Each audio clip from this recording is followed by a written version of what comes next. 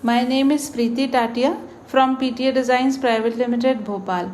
Today, I would be discussing our project, the Mango Tree House, which is across a plot area of 3000 square feet, located right here in E7 Arera Colony, Bhopal.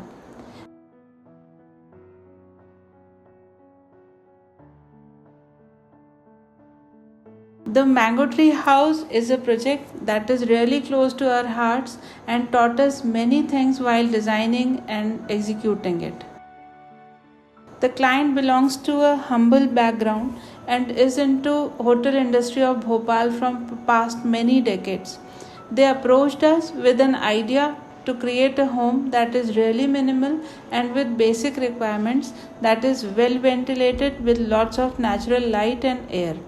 The plot is located in the corner and faces north and east, so the requirement was to create two independent units, one for the parents on ground floor and another on the first and second floor.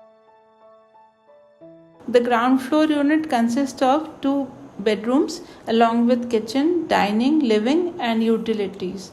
The spaces are complemented with the green patches all around and window openings placed strategically to maximize daylight without allowing any heat gain. The facade is an art piece in itself, brick being an earthy material, which was again a consideration since we wanted to keep the house appearance humble, has been used with steel structure, louvers and jalis. These brick jalis, louvers and glass openings create an outer skin of the house that gives privacy to the internal spaces and also a visual treat of the tree wrapped in. The mango tree is the trigger and inspiration for this facade.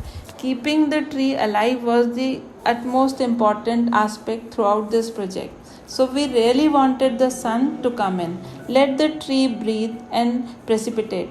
The roof has a huge opening that will allow the tree to grow further.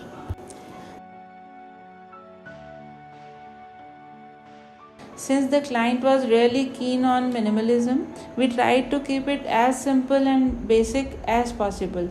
Even the smallest of details are not flashy, so to carve out these spaces, we used a basic mood board for the entire house.